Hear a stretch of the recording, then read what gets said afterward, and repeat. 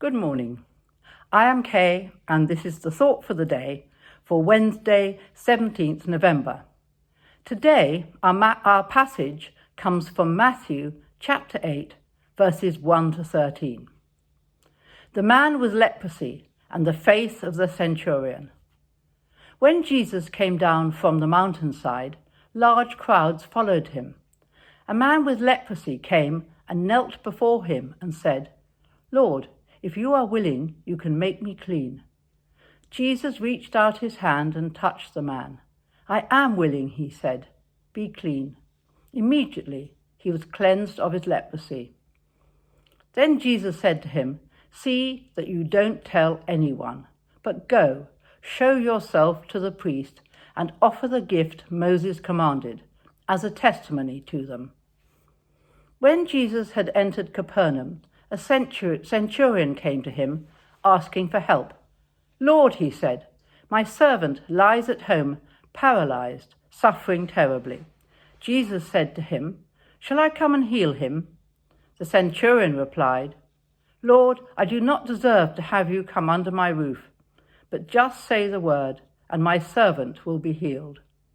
For I myself am a man under authority, with soldiers under me. I tell this one, 'Go,' and he goes, and that one, 'Come,' and he comes. I say to my servant, 'Do this,' and he does it." When Jesus heard this, he was amazed, and said to those following him, "Truly I tell you, I have not found anyone in Israel with such great faith. I say to you that many will come from the east and the west, and will take their places at the feast with Abraham, Isaac, and Jacob in the kingdom of heaven. But the subjects of the kingdom will be thrown outside into the darkness, where there will be weeping and gnashing of teeth." This passage comes straight after the Sermon on the Mount, Jesus' unique teaching, which really is the spiritual, ethical, and moral compass for all Christians. An exposition of God's grace and love, it formed a radical and groundbreaking departure from the strictures of the Jewish law, and crowds flocked to Jesus to hear him and follow him wherever he went. Matthew doesn't follow the same chronology as Mark and Luke, and there is good reason for this. Matthew arranged his material in topics or themes rather than chronologically.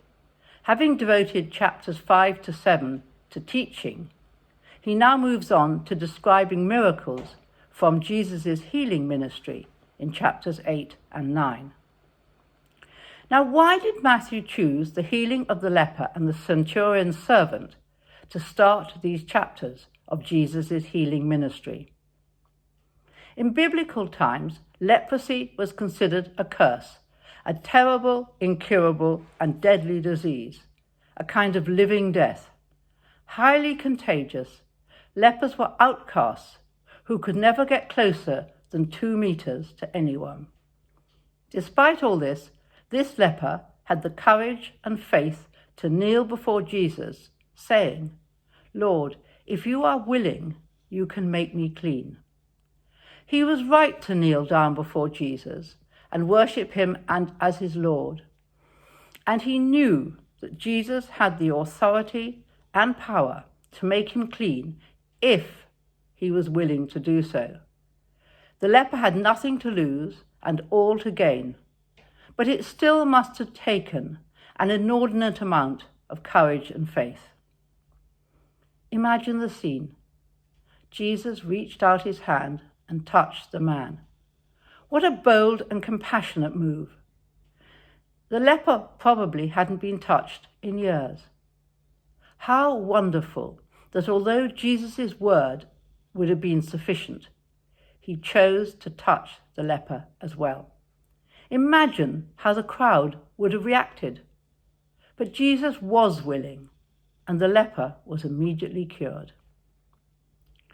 The centurion came to Jesus because his servant was paralyzed, suffering greatly, and on the verge of death. The centurion would have been a Gentile. His servant was most likely a Jew.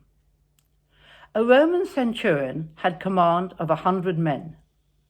he was both under authority and held authority over his soldiers. He spoke a word, and it was immediately carried out.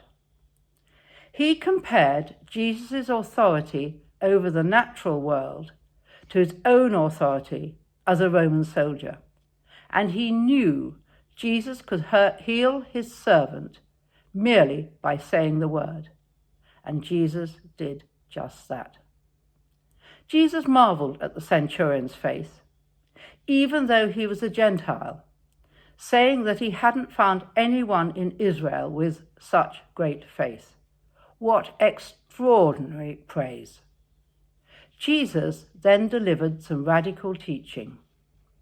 The centurion, although he did not consider himself worthy to have Jesus entering his house on earth, would, together with Gentiles all over the world, be included in the eternal fellowship of the kingdom of heaven. However, not every Israelite would be there. Rather, they would be condemned to darkness. It is not our ethnicity or culture or even our good deeds that determine our destiny, but our faith. So what can we take away from these stories? Both miracles show the deep compassion of Jesus for those who are suffering. They also show the outworking of the deep inner faith and conviction, both of the leper and of the centurion. Jesus affirmed that heaven would be for all who believe, however wretched their life on earth, and irrespective of race or culture. Two powerful miracles for us to ponder as we go about our day today.